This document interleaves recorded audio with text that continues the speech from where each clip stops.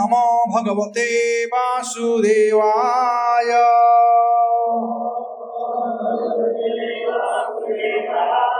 ओम नमो भगवते वासुदेवाय।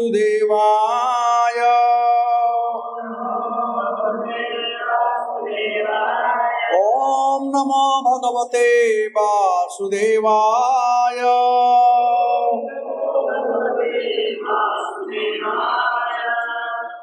दशम स्कंद अध्याय 10 श्लोक संख्या 11। कृष्ण की बाल लीलाएं। यावत् उत्पातिक आरिष्ट ब्रजम नाभि भवेदित तावत् बालानुपादाय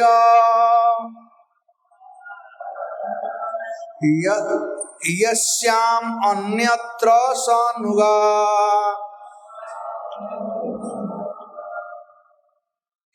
ये सारे उत्पात कुछ अज्ञात असुर द्वारा किए जा रहे हैं। इसके पूर्व की वह दूसरा उत्पात करने आए। हमारा कर्तव्य है कि हम तब तक के लिए इन बालकों समेत कहीं और चले जाएं जब तक कि ये उत्पात बंद न हो जाएं। तात्पर्य, उपानंद ने प्रस्ताव रखा। भगवान विष्णु की कृपा से कृष्ण अनेकानेक घातक घटनाओं से सदा बचता रहा है। अब हमको चाहिए कि किसी और आक्रमणकारी असुरों से मृत्यु का कारण उत्पन्न होने से पहले हम इस स्थान को छोड़कर दूसरे स्थान चले जाएं, जहां हम अविचलित रहकर विष्णु की पूजा कर सकें। भक्त की यही अभिलाषा रहती है कि वह अविचल भाव से भक्ति करता रहे, किंतु हम देखते हैं कि नंद महाराज तथा अन्य ग्वाल बालों के बीच भगवान कृष्ण के होते हुए भी उत्पात हो रहे थे। हाँ, यह दूसरी बात है कि हर बार कृष्ण विजयी होते रहे।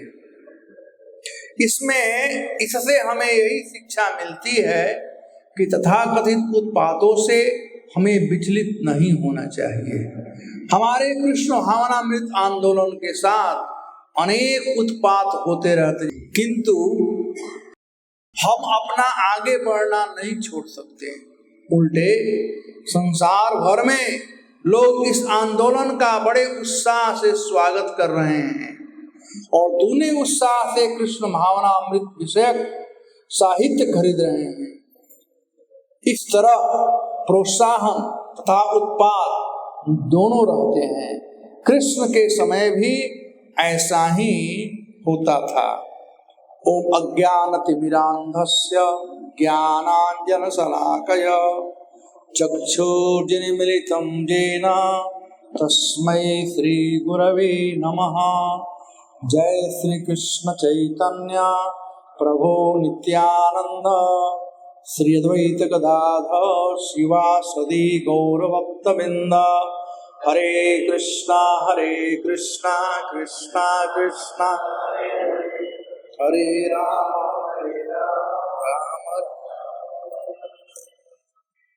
हरे कृष्णा।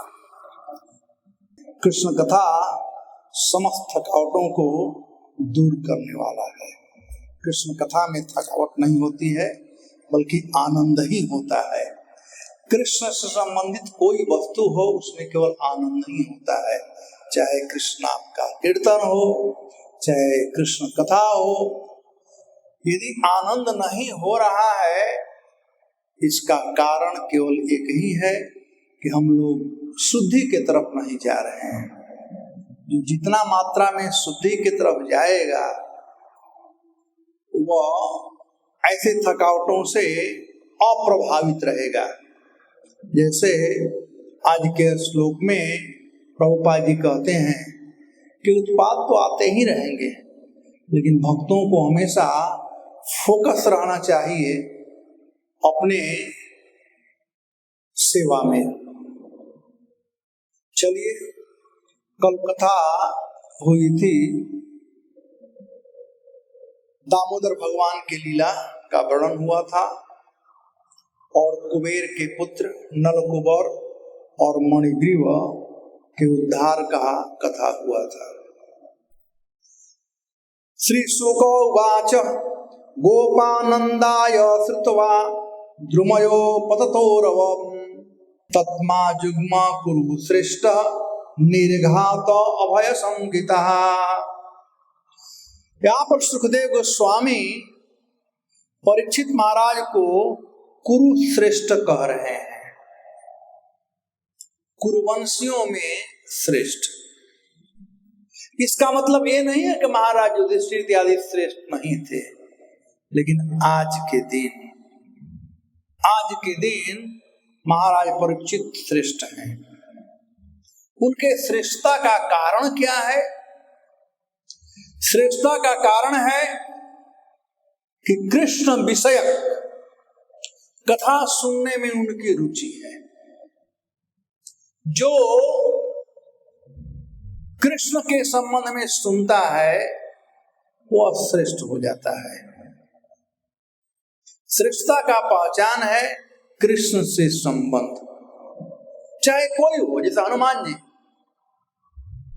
जी बंदर हैं, लेकिन उनका संबंध भगवान श्री राम से था, इसलिए हनुमान जी श्रेष्ठ है। कागभूषुंडी कौवा है, लेकिन उनका संबंध भगवान श्री राम से है, इसलिए वे श्रेष्ठ हैं। तो कृष्ण से संबंध होने से व्यक्ति श्रेष्ठ हो जाता है।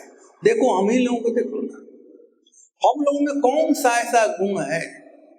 बड़े बड़े लोग सम्मान करते हैं, प्रणाम करते हैं, सब कुछ न्यौछावर करने के लिए तैयार, सब कुछ नहीं लेकिन सम्मान न्यौछावर करते हैं, खाना पीना रहना अच्छा तरह से बेस्ट ऑफर करते हैं। क्या हम लोगों में गुण है? हम लोग कृष्ण से संबंध स्थापित करने का प्रयास कर रहे हैं, बस, और कोई गुण नहीं।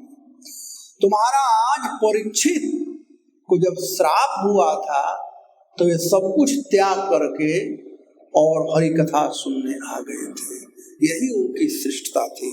तो कहते गोपा नंदादय, नंद आदय, अन्य जितने गोप थे, गोपा बहुवचन, ब्रज के जितने गोप लोग थे, नंदादय, उसमें नंद बाबा भी गोपे हैं, तो नंद, उपनंद, सुनंद, अभिनंद, नंदन और अन्य जितने लोग थे, सब लोग श्रुत्वा द्रुमयो पततोरवम्, जब उन लोगों ने बहुत जोर का आवाज सुना उन वृक्षों के गिरने का, तत्र आजुग्म कुरुश्रेष्ठ निर्घात भय संविदा। उन लोगों को भय हो कहीं बादल टूट कर तो नहीं गिर पड़ा, कहीं बिजली तो चमका नहीं था, आवाज आया था, तो वज्रपात तो कहीं नहीं हो गया, ऐसा समझ करके वे लोग उस स्थान पर आए। देखे कि वहां पर दोनों पेड़ गिरे हुए हैं, लेकिन उन लोगों को मालूम नहीं था कैसे गिर गए। न तो आंधी है, न तूफान है, न ज्वार भाटा है, कुछ भी नहीं है, तो कैसे दोनों पेड़ गिर गए? भगवान श्री कृष्ण उखल में बंधे हुए थे और ग्वाल बाल लोग कृष्ण को देख रहे थे, वृक्षों को देख रहे थे। तो गोप लोग, तो वहां पर जितने ग्वाल बाल लोग थे उनसे पूछे, तुम लोगों ने देखा क्या? तुम लोग देखा? तो ग्वाल बालों ने कहा कि एक कृष्ण का ही करतूत है। हम लोग खेलने जा रहे थे और कृष्ण इसको लेकर के आया और दो वृक्षों के बीच में खड़ा किया और बाद में पैर डाला, गिर पड़े। और वहां से दो पुरुष निकले, पुरुषों अपि अचक्षमय भी, कहते कि वहां से दो पुरुष निकले। अपि अचक्षमहि ही मतलब निश्चय, तो माने दो पुरुष निकले, दिव्य पुरुष निकले। गोपाल, तुम पागल लोग क्या बोल रहे हो? कहा नहीं नहीं नहीं। तो पूछे क्या देखा है तुम लोग क्या? तो कहते हैं ही अपि अचक्षमहि, हम लोगों ने देखा है, अपने आंखों से देखा है। तो प्रमाण के लिए तीन चीज होता है, प्रत्यक्ष प्रमाण, अनुमान प्रमाण और शब्द प्रमाण। तो यहां पर एक प्रमाण दे रहे हैं और उसमें ही लगा रहे हैं। निश्चय हम झूठ नहीं बोले, बिल्कुल सही बोल रहे हैं। तो वे लोग अन्य ग्वाल जो वहां पर गोप लोग थे, जो पितृवर्ग लोग थे वहां पर, उन लोगों ने विश्वास नहीं किया। बच्चों के बात पर कौन विश्वास करता है कि बच्चे लोग ऐसे बोल रहे हैं, कोई विश्वास नहीं किया। लेकिन संदेश सबको हुआ, संदेश सबको हुआ। तब कुछ कुछ आपस में लोग विचार कर रहे थे कि जैसा कि हम लोगों ने सुना है, गर्गाचार्य कह रहे थे कि नारायण के तुल्य हैं, हो सकता है इसी ने किया हो। तो संदेह था कुछ लोगों में, लेकिन जो बुजुर्ग लोग थे, वे लोग जो कृष्ण से संबंधित थे, उन लोगों में ऐसा नहीं था। अब नंद बाबा जब देखे कि कृष्ण बड़े रो रहे हैं, नंद बाबा को देखते ही कृष्ण और जोर जोर से रोने लगे। बच्चों का स्वभाव होता है, जब परिचित कोई आ जाता है तो रोने लगते हैं। तो और जोर जोर से नंद बाबा को देख करके रोने लगे। तो सनातन गोस्वामी पाद कहते हैं कि नंद बाबा जब देखे कि कृष्ण रो रहे हैं तो नंद बाबा मुस्कुराए और हंसने लगे। तो नंद बाबा क्यों हंस रहे थे? श्रीपाद सनातन गोस्वामी कहते हैं कि कृष्ण सोचे कि मैया ने तो मुझे बांधा था, अब बाबा मुझे मारेंगे, इसलिए कृष्ण रो रहे थे। और भगवान और नंद बाबा हंसे यह बतलाने के मैं तुम्हें मारूंगा नहीं, और झट आकर के नंद बाबा कुछ पूछे भी नहीं और वे आकर के उस बंधन को खोल दिए। तो देखिए, यशोदा मैया ने बंधन बांधा था, ग्वाल बाल लोग प्रयास किए, नहीं खोल पाए, लेकिन नंद बाबा तुरंत खोल दिए, क्योंकि ये वात्सल्यमयी प्रेम से कृष्ण बंधे हुए थे। तो कोई वात्सल्य भाव में है वही खोल सकता है।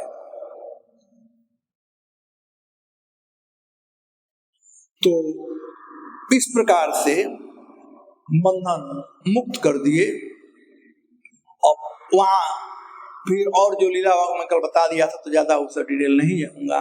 अब आगे का, उसके बाद का जो लीला हुआ, अब कृष्ण विभिन्न प्रकार के छोटा मोटा कार्य, जब कृष्ण थोड़ा बड़े हो गए थे, चंचल हो गए थे, अपने पैरों पर जाते थे, पूरे गांव में, पूरे गोकुल में जाते थे, और गोपियां उनको पकड़ लाती थी।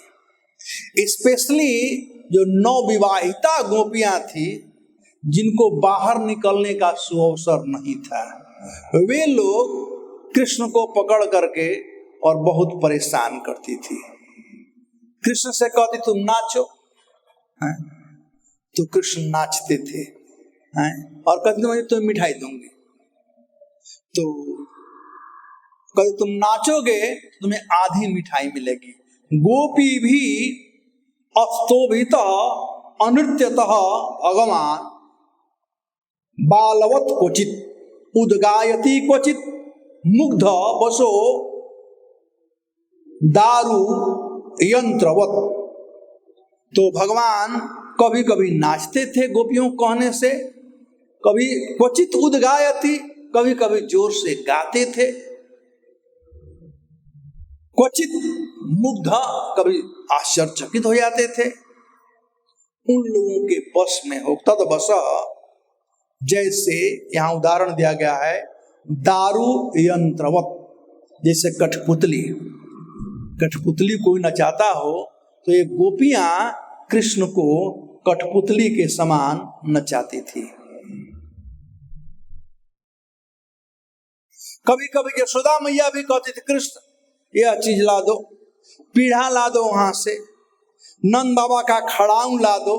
तो भगवान जाते थे बड़े प्रेम से, आप लोग फोटो देखे होंगे, बड़े प्रेम से भगवान खड़ाऊ अपने सिर पर रख करके लेकर के आ रहे थे।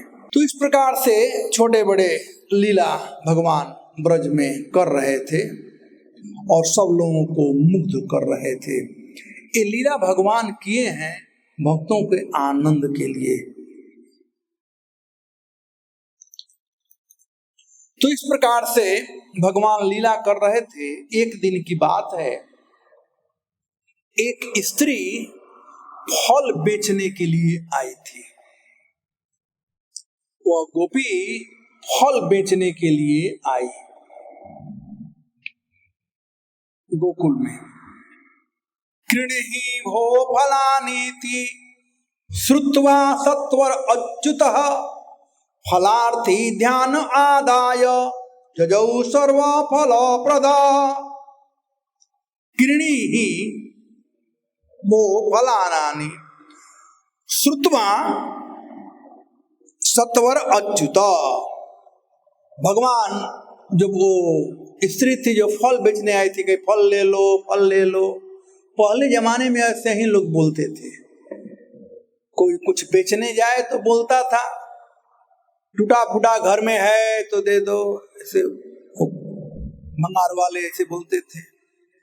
तो एक फल ले लो ऐसा कह करके वो पुकार रही थी। वास्तव में वो कृष्ण को पुकार रही थी। फल जो है बाह्य दृष्टिकोण से फल है, लेकिन फल का दूसरा अर्थ है कि जो भी हम कर्म करते हैं तो कुल फल होता है, कर्म फल। भक्ति करते हैं उसका भी कर्म फल है, भक्ति कर्म फल। प्रेम तो प्रेम ले लो, इस प्रकार से हो गोपी कह रही थी फल ले लो फल ले लो। भगवान जब सुने सत्वर अच्युत, जब अच्युत भगवान ने यह सुना तो शीघ्र ही फलार्थी, फल की कामना से वे फल लेना चाहते थे। यदि कोई कुछ कृष्ण को अर्पित करना चाहे तो भगवान घर में गए और जो भी वहां पर था, गेहूं चावल जो भी था, गेहूं था जो भी था, वो ब्रज का बात था तो गेहूं ही होगा, ज्वार होगा। गेहूं तो उन दोनों नहीं था, गेहूं तो बाद में आया। ज्वार होगा, बाजरा होगा, जो भी होगा, अन्न था। तो उस अन्न को भगवान अपने मुट्ठी में लिए और उनका जो ये उंगली था वो खुला हुआ था तो गिरता गया। एक भक्त कहते हैं जो कंजूस होता है उसके सब उंगली सटे होते हैं। आप लोग देख लेना बाद में अपना अपना। जो कंजूस होता है उसका उंगली सटा होता है, और जो चैरिटेबल होता है, प्रचारकों को सीखना चाहिए, जो चैरिटेबल होता है, जो दयालु होता है, उसके उंगलियों में छेद होता है, गिर जाता है, उसमें जगह होता है, गिर जाता है। तो भगवान सबसे बड़े चैरिटेबल हैं, भगवान सबसे बड़े दयालु हैं। तो उनके हाथों से वो प्राय अन्न गिर गया था, मोर देन 50% गिर गया था। थोड़ा अन्न बचा हुआ था जो इसके ऊपर था, क्या कहते हैं इसको, हथेली पर जो था वही रह गया था। मतलब भगवान पूरा ऐसे लिए थे, अंगुली खुला था, गिर गया जो था इतना 50% से कम। अब लेकर के आए, भगवान के मुख से 5 प्रकार के बाण निकलते हैं। पंचबाणाय धीमहि, 5 प्रकार के बाण निकलते हैं। भगवान के चितवन से बाण निकलता है, भगवान के भ्रुकुटी से बाण निकलता है, भगवान के कपोलों से बाण निकलता है, भगवान के मुस्काहट से बाण निकलता है, और भगवान के मृदु वाणी से बाण निकलता है। तो ये 5 बाण निकलते हैं। अब जब गोपी भगवान को देखी और भगवान उसकी तरफ देखे, तो गोपी बाण के द्वारा व्यथित हो गई। भगवान सब पर दृष्टि नहीं करते हैं, भगवान अपने भक्तों पर दृष्टि करते हैं। उस भगवान के दृष्टि के योग्य होना चाहिए हम लोगों को। पहले कम से कम सूर्य के रोशनी में आएंगे तब तो सूर्य का प्रकाश मिलेगा। घर के अंदर रहेंगे तो कहाँ सूर्य का प्रकाश मिलेगा, या छाता अगर चलोगे तो कहाँ सूर्य का प्रकाश मिलेगा। कुछ तो करना ही पड़ेगा। तो वैसे ही कृष्ण का यदि कृपा चाहिए, कृष्ण का दृष्टि चाहिए, तो कृष्ण के लिए कुछ करना पड़ेगा, तब कृष्ण दृष्टिपात कर। तो यह फल बेचने वाली कृष्ण को देख करके मुग्ध हो गई, इतना प्रसन्न हो गई, इतना प्रसन्न हो गई। वो देखी भी नहीं कृष्ण लाए हैं उसका मूल्य क्या है, मोल भाव नहीं की, और कहे लो फल। और जितना फल था सब फल प्राय कृष्ण के छोटे हाथों में इधर से लेकर के इधर तक पूरा फल दे दिया। कृष्ण बड़ी प्रसन्नता से फल लेकर चले गए, और यह अपना टोकरी जो भी कृष्ण उसमें डाल दिए थे, वो टोकरी के नीचे देखा भी नहीं कृष्ण ने क्या डाला है।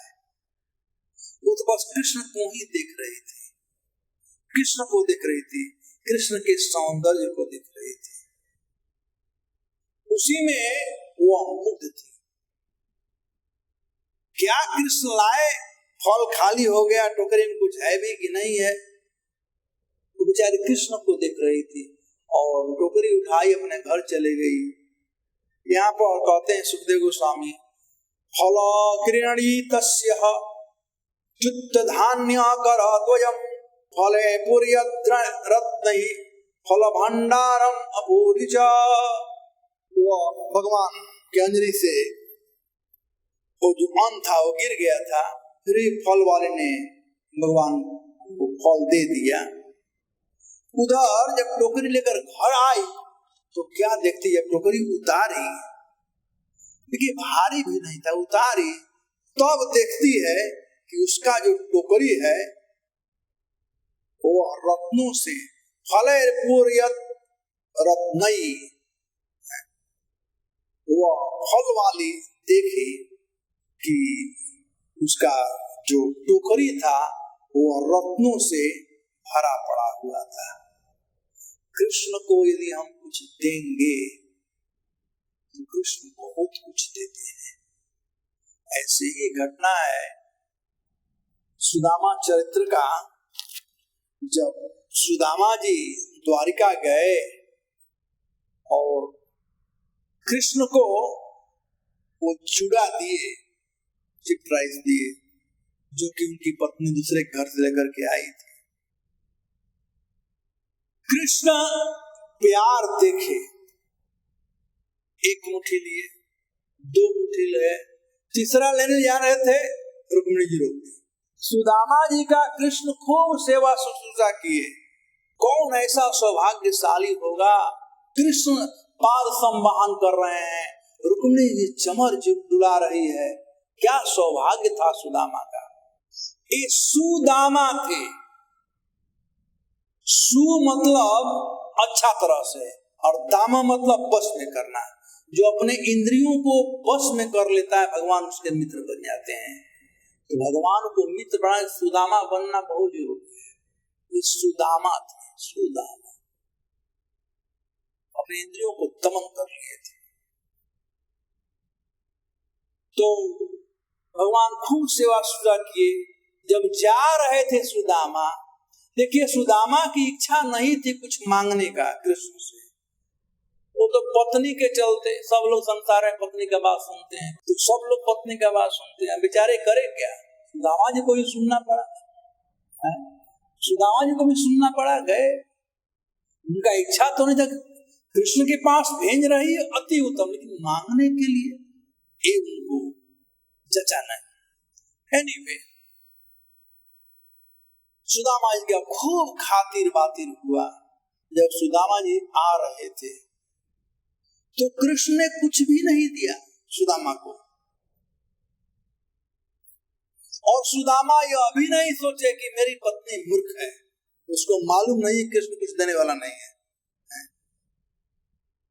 विदाई भी नहीं किए, हम कुछ दे करके नहीं विदाई किए, लेकिन सुदामा का भक्ति देखिए।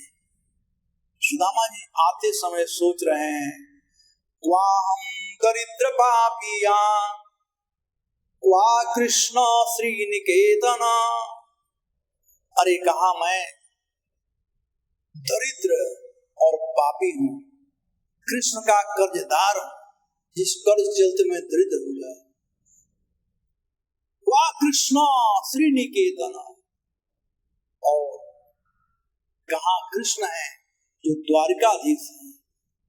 ब्रह्म बंधु इति स्मार्त, अरे मैं ब्राह्मण भी नहीं हूँ, ब्राह्मण से भी नीचा हूँ।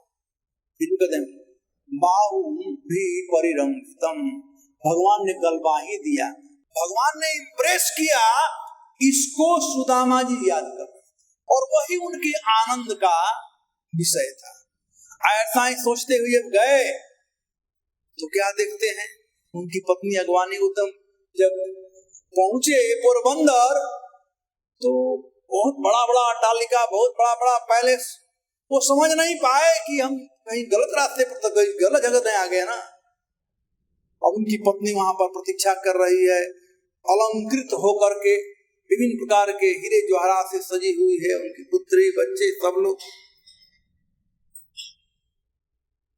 आचार्यगण कहते हैं कि सुदामा जी को भगवान नहीं दिए, क्योंकि सुदामा कुछ चाहते नहीं थे, उनकी पत्नी चाहते, भगवान ने दे दिया, जो चाहिए ले लो। तो थोड़ा भी कोई कुछ करे तो भगवान बहुत कुछ करते हैं। भगवान का मापदंड अलग है। भगवान कहते हैं यथा मां प्रवर्तते, हम 1 रुपया देंगे तो भगवान $1 देंगे हैं, ये उनका माप है।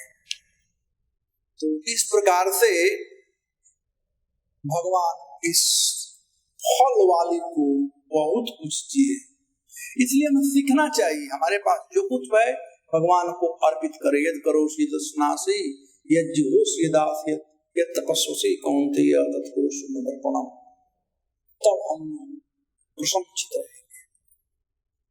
कभी कभी कृष्ण बलराम बाल लोग खेलने के लिए जमुना किनारे जाते थे। हम जानते हैं कि हम लोग के छोटे बच्चे जो होते हैं उनको खेलने में बड़ा आनंद होता है। बाल्यावस्था क्रीड़ासक्ता, बाल्यावस्था जो है वो निश्चिंत अवस्था है, कोई टेंशन नहीं, कोई चिंता नहीं, तो उस समय खेलते हैं आनंद से। तो एक बार की बात है, जमुना किनारे ये लोग खेलने के लिए गए थे, कृष्ण बलराम और अन्य बालक लोग, और मध्यांतर का समय था, दोपहर का समय था, कलेवर का समय था, खाने का समय था। रोहिणी माता गई थी कृष्ण बलराम को बुलाने के लिए, खाने के लिए। रोहिणी जी बलराम की माता है, और वे बुला रही हैं बलराम को कि चलो जीजी बुला रही है, तुम खाने का समय हो गया है। लेकिन वो लोग खेल में ऐसे मत है कि मैया बुला रही है, पता भी नहीं चला, नहीं आए इतने आसक्त थे। नोपयातम यदा हूतो कृणा संगे न पुत्र को यशोदया प्रेषयामासा रोहिणी पुत्र वत्सला। रोहिणी जी नहीं ला पाई, तो रोहिणी मैया ने जसोदा का, जसोदा प्रेषयामासा, जसोदा जी को प्रेषित की, भेजी कि जीजी आप जाओ, मैं प्रयास की लेकिन वो लोग नहीं आ रहे हैं, आप जाओ इन लोगों को लेकर के आओ। प्रभुपाद जी कहते हैं कि जसोदा, कृष्ण और बलराम, हालांकि रोहिणी जी बलराम की माता थी, लेकिन माता जसोदा रोहिणी की अपेक्षा कृष्ण और बलराम से ज्यादा अनुरक्त थी।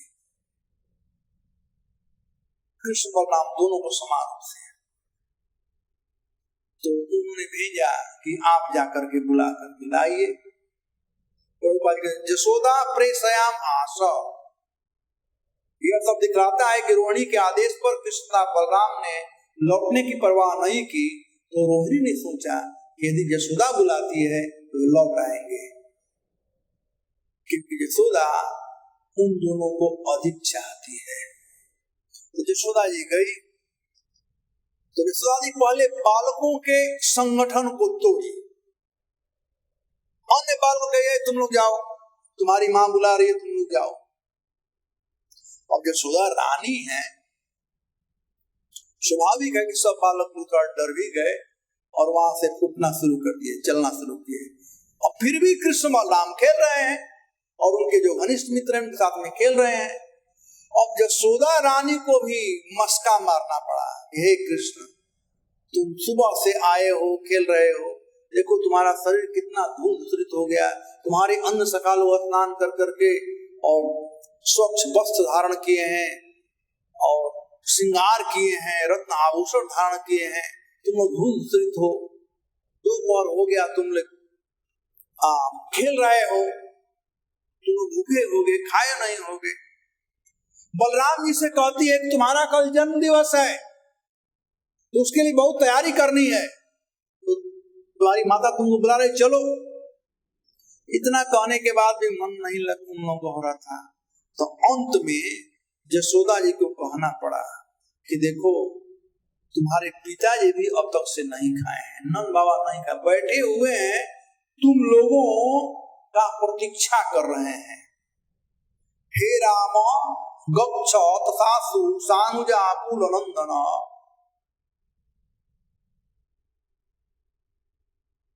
वो पिताजी भी नहीं खाए, तुम्हारा बाट जो रहे हैं।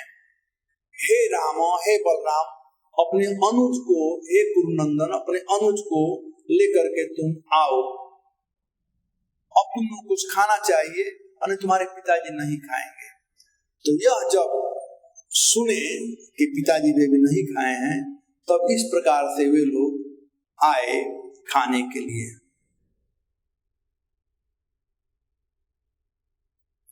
अब आए, उधर खाए पिए, तो वो तो हो गया। अब सुखदेव गोस्वामी कहते हैं गोप वृद्ध्या महात्पात अनुभूय बृहद्वने, तो अभी अभी ये दोनों वृक्षों के पतन का लीला हुआ था। तो कृष्ण बलराम सबके प्रिय थे ब्रज में, तो जितने भी ग्वाल बाल जो गोप लोग थे, गोप वृद्धा जो बड़े बुजुर्ग जो ग्वाल बाल लोग थे, महा उत्पात अनुभूय बृहद बने, गोकुल को बृहद मन कहा गया है।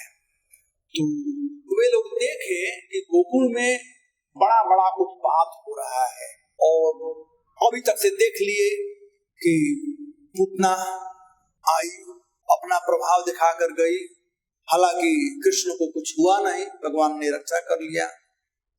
सप्तासुर, तृणावर्त, ये सब आए, और अभी अभी ये दोनों वृक्ष गिरे। तो यह जगह सेफ नहीं लगता है बच्चों के लिए, कृष्ण के लिए। तो उन लोगों ने निर्णय किया, एक बहुत बड़ा असेंबली बुलाई गई, मीटिंग हुआ, और उस मीटिंग में उपनंद बाबा सभापति थे। नंद बाबा ने उपनंद बाबा सभापति बुलाया गया, तो सब लोग अपना अपना बात रखे, और अंत में उपनंद बाबा ने निर्णय किया कि इस स्थान को हम लोगों को छोड़ देना चाहिए। तो वे लोग ढूंढ रहे थे एक अच्छा स्थान। तो ब्रजवासियों के लिए, उन लोगों के लिए गौएं धन थी। तो पहला इंपॉर्टेंट चीज था कि गायों के लिए समुचित स्थान होना चाहिए, यानी गायों के लिए जल होना चाहिए। गौशाला बनाना है तो देखना चाहिए वहां पर पानी है कि नहीं। नदी के किनारा हो तो अति उत्तम, तालाब हो या पृथ्वी में ज्यादा पानी हो, क्योंकि जहां पर ज्यादा पानी होगा वो एरिया हरा भरा रहेगा, घास इत्यादि बहुत रहेंगे और गौओं का भोजन तो घास है। तो जहां पर घास और पानी हो वो स्थान गौशाला के लिए, गोपालन के लिए अच्छा स्थान है। तब उपनंद बाबा निर्णय किए कि वनम वृंदावनम नामम पशव्यम नवकाननम गोप गोपी गवासेव्यम पुण्य अत्रि तृणविरुदम। कहते कि यही बगल में एक जमुना किनारे एक वन है जिसका नाम है वृंदावन। वहां पर नवकाननम, नया नया बगीचा है वहां पर, और सारे ग्वाल बाल और उनके परिवार को शिफ्ट होने के लिए वह उपयुक्त स्थान है, क्योंकि पुण्य अत्रि तृण विरुदम, वहां पर सुंदर पर्वत है, गिरिराज गोवर्धन, तृण घास इत्यादि है, विरुधम लताएं हैं। तो सबके लिए वो उचित स्थान है वृंदावन, यमुना किनारे। तो वहीं पर हम लोगों को चलना चाहिए। और ऐसा विचार करके दूसरे दिन ही वहां से प्रस्थान करना पड़ा। सब लोग अपना सामान पैक किए और अपने बैलगाड़ी पर वृद्धा, स्त्री और बच्चों को बैठाए और गौओं को आगे कर करके और बैलगाड़ी पर चढ़ करके स्त्रियों को और पीछे पीछे वे लोग वहां से प्रस्थान किए वृंदावन के लिए। तो इस प्रकार से वे लोग वृंदावन में प्रवेश किए। ये बहुत ही सुहावना निवास स्थान था। कृष्ण का पाठ जीव रहा था वृंदावन। हरिवंश पुराण में कहा गया है, कंटक भी प्रतिपथाधि तथा कंटक भी द्रुमई।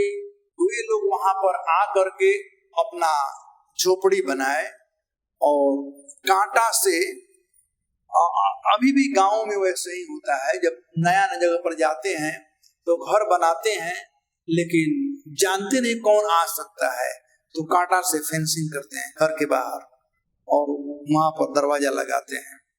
वो तलासरी तरफ हम लोग जाओगे तो घर बनाए हैं तो वहां थोड़ा फेंस किए हैं कांटेदार से और दरवाजा लगाए हैं। तो कटीले वृक्षों से वे लोग उसको ढके और वहां पर वे लोग निवास करने लगे। और इधर कृष्ण और बलराम अब थोड़ा बड़े हो गए थे।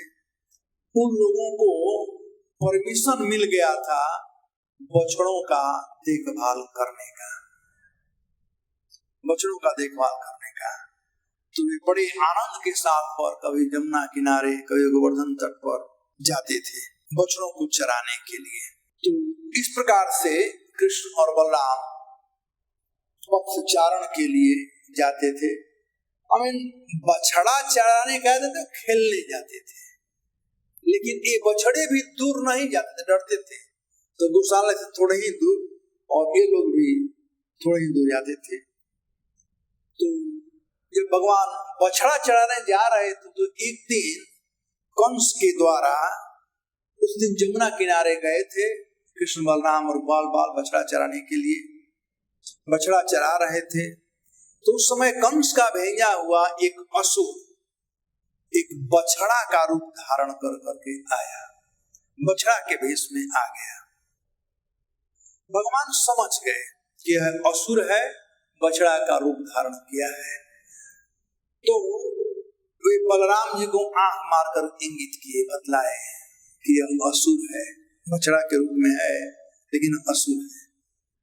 फिर भगवान धीरे धीरे सभी बछड़ों पर अपना पैर हाथ रख करके आ रहे थे।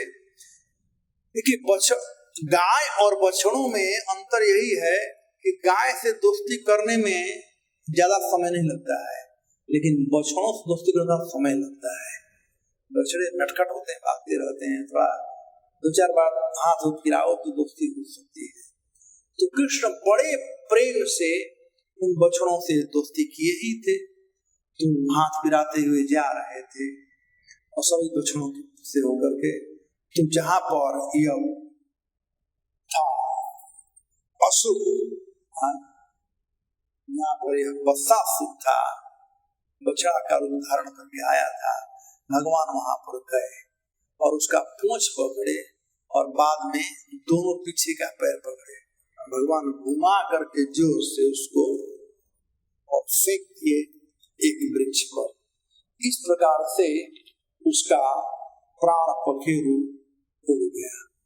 यह जो बत्सासुर था पूर्व जन्म में मूर दैत्य का पुत्र था।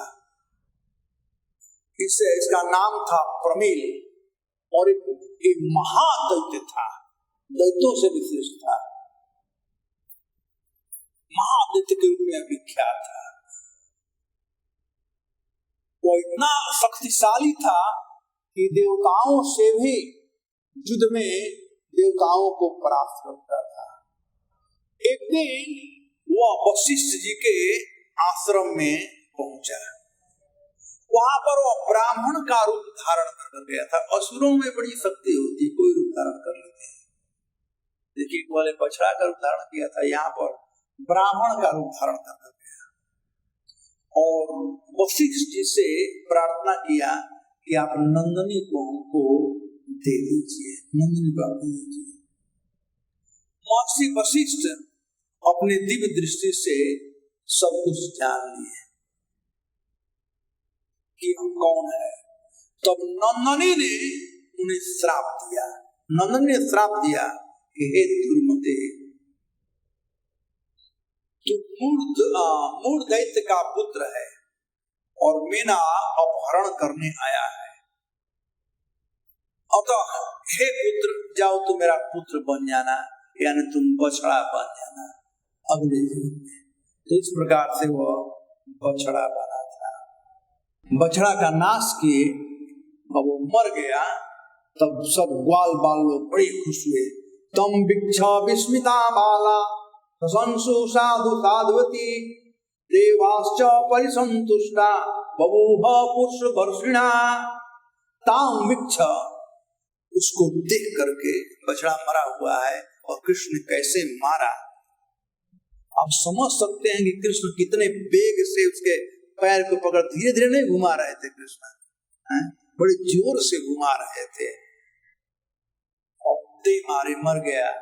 तम भिक्षा विस्मिता बाला, बालक लोग आश्चर्यचकित, अरे बछड़ा था, तो बछड़ा था, कृष्ण ने बछड़ा को मार दिया। लेकिन जब पेड़ पर गिरा तो अपने असली रूप में आ गया, तब असुर है। तब तम भिक्षा विस्मिता बाला संसु साधु साधु इति, कृष्ण का प्रशंसा करने लगे, साधु साधु साधु, वेरी गुड, थैंक यू। और देवता लोग बड़े त्रस्त थे, तो देवता लोग भी प्रसन्न हो गए। देवाश्च परिसंतुष्टा प्रकृष्णोपेण संतुष्टा, देवता लोग प्रसन्न होकर के बभूव पुष्प वर्षिण, पुष्प का वर्षा करने लगे कृष्ण के ऊपर। और कुछ वाल आकर कृष्ण को पकड़ करके उठा लिया, अपना पट्टा है, जवान है, तो वहां पर थोड़ा आनंद साथ में। तो असुर को मारने के बाद भगवान कृष्ण ग्वाल बालों के साथ में वहां पर जो घर से लेकर के आए थे, एक पहला दिन था, तो नाश्ता लेकर के आए थे सब लोग आपस में नाश्ता किए और जो टहल रहे थे वे लोग एक बछड़ों को संभाल रहे थे, सब ग्वाल बाल लोग। एक दिन भगवान कृष्ण था बलराम अपने समस्त बछड़ों को लेकर के जमुना जी के किनारे पानी पिलाने गए। तो बछड़े पानी भी पिए और ग्वाल बाल लोग भी वहां पर पानी पिए।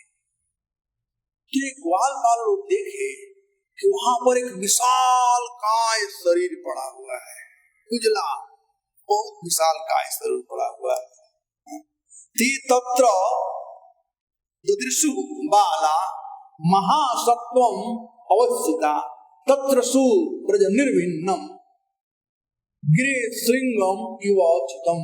लगता है कि पहाड़ का बहुत बड़ा चोटी, वहां पर पहाड़ गिरा में उजला था। सवई बको नाम महान असुरो बकरूपदृक्। यह एक असुर था जिसका नाम था बकासुर, बगुला के रूप में। पूतना के बड़े भाई, पूतना का बड़ा भाई यह था बकासुर। इन लोग बकासुर, पूतना और अघासुर, जब कंस विश्व विजयी पर निकला था तो लंका से पहले, इंडिया भारत और लंका के बीच में, लंका से पहले प्राप्त किया था कई एक असुरों को। इन लोगों का वर्णन है किन असुर कहां से कंस लाया था। तो वो बकासुर को देखे, विशाल काय शरीर, वे सोचने लगे कि यह कहां से आ गया, इतना बड़ा शरीर पहले तो नहीं था यहाँ पर, कहां से आ गया।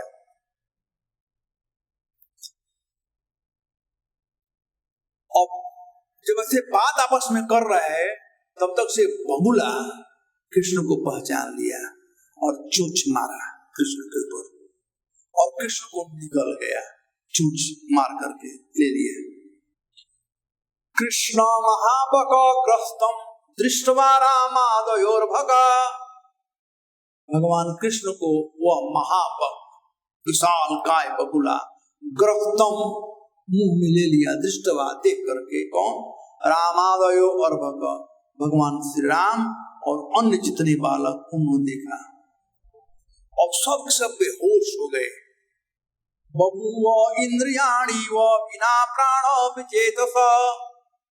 सब लोग बिना प्राण निष्प्राण हो गए, वहां पर गिर पड़े। बलराम जी भी उसमें से थे, गिर पड़े। भगवान कृष्ण जो ब्रह्मा के भी बाप हैं, उनको कौन मार सकता है। तो इस प्रकार से भगवान बगुला अपने मुंह में ले लिया था कृष्ण को, और कृष्ण अपने शरीर को अग्नि के समान तप्त बना दिए,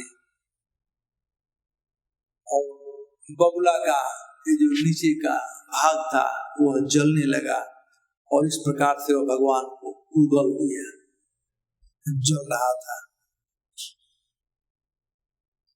जब देखा कि निगलने से कृष्ण पर कोई असर नहीं पड़ा, बल्कि उस पर ही असर पड़ा और कृष्ण बाहर निकल गए, तो फिर से वह चोंच मारा कृष्ण के ऊपर। तब कृष्ण देखे कि उनके मित्रगण बड़े आक्राम, बड़े दुखी हैं और वे सब लोग विचित्र पड़े हुए हैं, तो भगवान बिना ज्यादा समय लगाए उसके चोंच को अलग अलग फाड़ करके, और इस प्रकार से भगवान बकासुर का वध किए।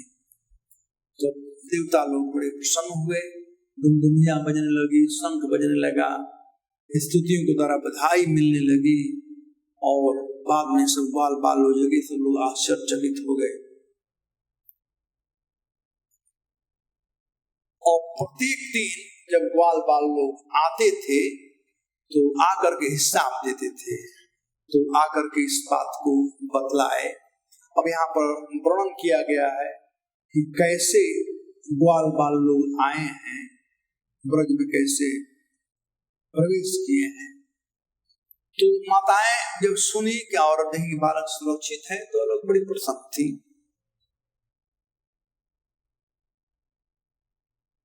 अहो बतास्य बालस्य बहवो मृतो अभवन्।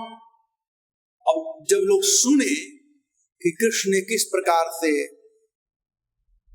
बकासुर का वध किया, किस प्रकार से बसासुर का वध किया, तो ग्वाल बाल लोग यहाँ तक नंद बाबा इत्यादि बड़े विस्मित हुए कि ऐसे ये कैसे कर सकता है। और इतना सब होने के बाद भी जो कृष्ण को मारने आता है वही मर जाता है। तो एक प्लस पॉइंट था, लेकिन फिर भी वे लोग भयभीत थे, वो डरते थे।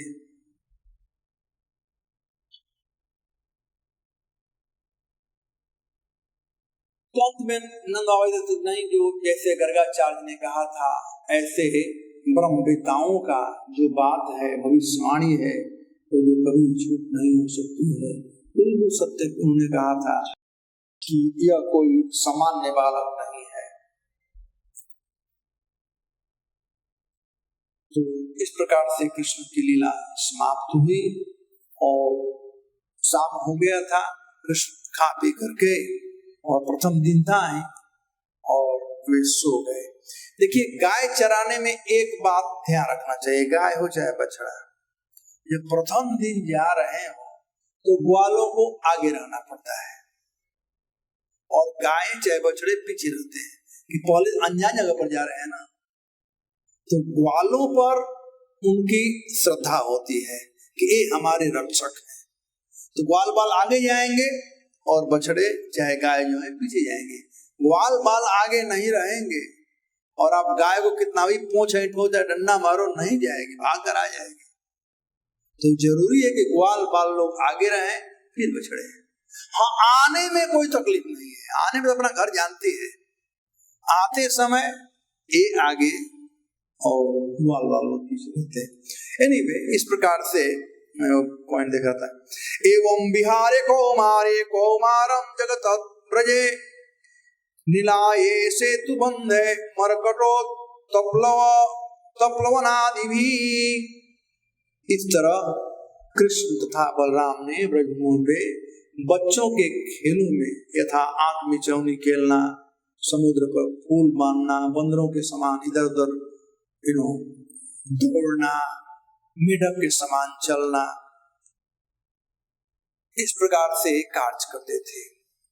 एक दिन की बात है, कुछ समय बाद में बछड़ा चराने गए थे, बड़े निर्भीक थे। वास्तव में बछड़ा चराना, गाय चरना ये तो बहाना है, गाय तो स्वयं चर लेती है और गाय कहीं भी हो शाम को अपने घर आ जाएगी। कितना भी गाय का यही गुण है, गाय हो चाहे बछड़े हो, हजारों गाय यहाँ पर है और बछड़ा को छोड़ दो तो दूसरे के स्तन में गाय का बछड़ा मुंह नहीं लगाएगा, वो अपने माँ को खोज लेगा। लेकिन भैंस का बच्चा है, छोड़ो, सब में मुंह लगा जाएगा। इसलिए भैंस का दूध कभी मत पीना, बुद्धि नहीं होगा। गाय का दूध पीना बुद्धि होता है। गाय को कितना भी दूर ले जाओ चराने के लिए, वो शाम को अपने घर जरूर चली जाएगी लौट करके। लेकिन भैंस को 1 किलोमीटर दूर ले जाओ तो भूल जाएगी, दूसरे गांव में चली जाएगी। बुद्धि नहीं होता है ना भैंस को। भैंस का कहना बेफेलो ब्रेन, भैंस का दूध मत पीना, गाय का दूध पियो। याद है कानपुर में एक हमारे कमेटी मेंबर थे पवन बंसल, तो हमारे पास कंकरेज गाय के बछड़े, कंकरेज बड़े सुंदर होते हैं, उनका आगे का मुख, बड़ा बड़ा सींग, पदयात्रा में जो ना वो बड़ा बड़ा सींग, बड़े अच्छे लगते हैं। तो हमसे बहुत रिक्वेस्ट की, राधा रंजन प्रभु से कहे कि नहीं, हमको एक बछड़ा दे दीजिए, ये चाहिए, मैं कल पालन करना चाहता हूँ इस बछड़े का, आप दे दीजिए। हम लोगों ने कहा कि नहीं, हम लोग बछड़ा नहीं दे सकते, गाय ने हमारा ये सिद्धांत है, सिद्धांत का हम नहीं दे सकते हैं। तो बोले कि आप जितना पैसा चाहिए लीजिए, लेकिन हमको दे दीजिए। बहुत हट करने लगे। तो हमने लिखवाया कि आप बेचोगे नहीं, देखभाल करोगे, तो लेकर तो गए, लेकर गए और शाम के समय बछड़ा वहां से भाग गया। हमने कहा था कि और भाग गया, तो हम लोगों को फोन कर रहे हैं, बता रहे हैं प्रभु जी वो बछड़ा तो भाग गया।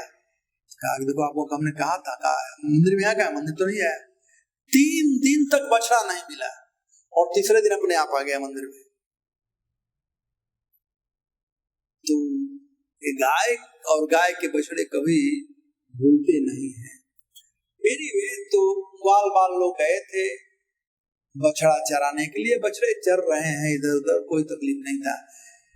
गोचारण में जब कृष्ण जाते थे तो वही करते थे। ज्यादा होता था तो टेर कदम पर खड़ा होकर के, टेर कदम में खड़ा होकर कृष्ण बुलाते थे गौओं को, बांसुरी बजाते थे। देर तो अपने आ जाती थी। फिर भी यदि दूरम गतो कृष्णो वनशोभेक्षणातमः अहम पूर्वम इति संस्पृश्य रेमिरे। एक बाल लोग खूब आनंद उठा रहे थे, बछड़े उधर चल रहे हैं। कभी कभी कृष्ण दूर चले जाते थे तो ये भागते थे। यदि दूरम गता कृष्ण, यदि कृष्ण कभी दूर चल गए थे, वनशोभेक्षणायतम, वन का शोभा देखते हुए बाहर निकले थे, नया नया चीज देखने के लिए चले गए। तो ग्वाल दौड़ते, अहम पूर्वम इति संस्कृत रे मेरे। कृष्ण को छूते थे दौड़ करके, मैं छू लूंगा पहले, मैं पहले जाऊंगा। जाकर कृष्ण को छूते थे और इसमें आनंद का अनुभूति करते थे। और बाल लोग कैसे खेल रहे थे वहां पर, इसका वर्णन किया गया है। कोई बांसुरी बजाता था, कोई सिंह बजाता था, बिगुल बजाते थे, अलग अलग कोयल सुर की बोली का वे लोग नकल करते थे।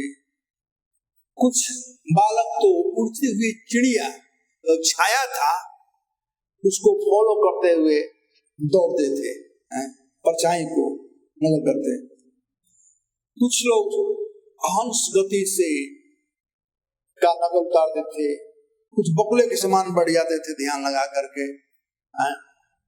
कुछ मोर के समान नकल करते थे, नाचते थे, कुछ बंदरों के समान व्यवहार करते थे। इस प्रकार से खेलते थे।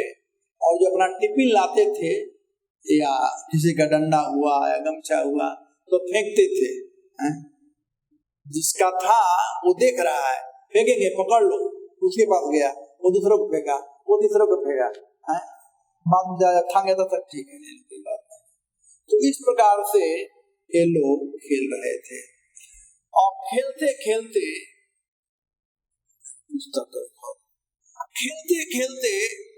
एक स्थान देखे और बहुत सुंदर रॉयल रोड था, लाल रंग का रॉयल रोड।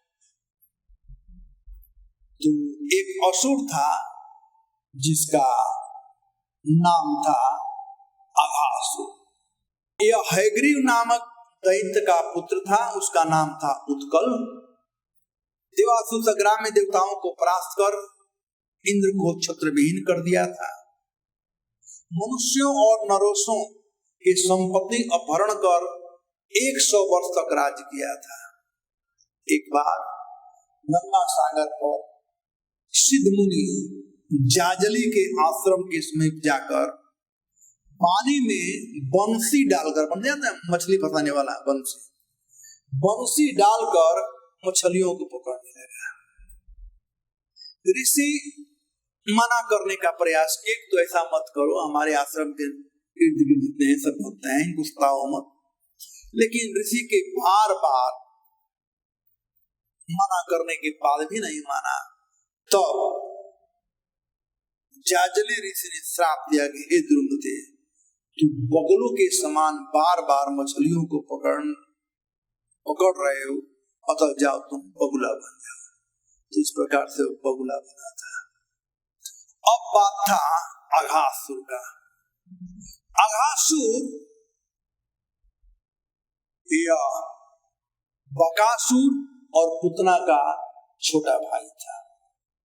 तो इसे पता था कि कृष्ण ने हमारे बहन और भाई को मारा है, तो जब कंस इसे बुला करके भेज रहा था तो याद दिलाया, भूलना मत, यह वही है जो तुम्हारे बहन और भाई को मारा है, यादगार दिलाया। तो आया, बहुत विशाल काय शरीर ग्रहण किया, वह अघासुर। कृष्ण का एक नाम है अघारी, जो अघासुर को मारने वाले, अघासुर के अरी अघारी कहलाते हैं कृष्ण, अघासुर को मारने से। और का मतलब होता है पाप, तो अघासुर साक्षात पाप था। तो बहुत लंबा चौड़ा उसका शरीर था। जब मुंह को पाया था तो ऊपर वाला जो था आकाश और नीचे वाला पृथ्वी, ऐसे इतना, और उसका जीवा जो था रॉयल रोड के समान था। तो ग्वाल बाल लोग देखे, उनको कृष्ण पर विश्वास था, ग्वाल बालों पर कृष्ण पर विश्वास था, कृष्ण जरूर रक्षा कर। छोटे बच्चे होते हैं, बाप बाप विश्वास है, बाप माँ मेरा रक्षा करेंगे। तो वैसे ही ग्वाल बालों को कृष्ण पर बड़ा विश्वास था।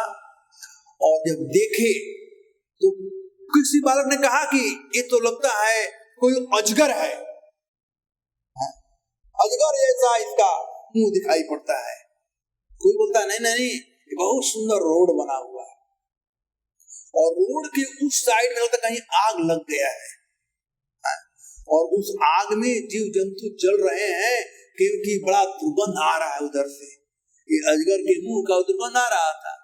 तो इस प्रकार से आपस में बात करते हुए, और एक ग्वाल बालों को मजा आ रहा था, वो सब चढ़ गए उसके मुंह में, सब चले गए, सब ग्वाल बाल लोग पुछड़ों को लेकर मुंह में चले गए।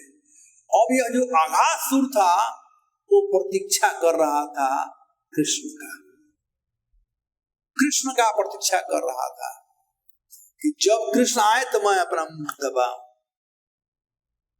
तो सब बालक लोग पहले चले गए, और उस दिन बलराम जी नहीं आए थे, उनका बर्थडे था, तो उस दिन बलराम जी नहीं आए थे। तो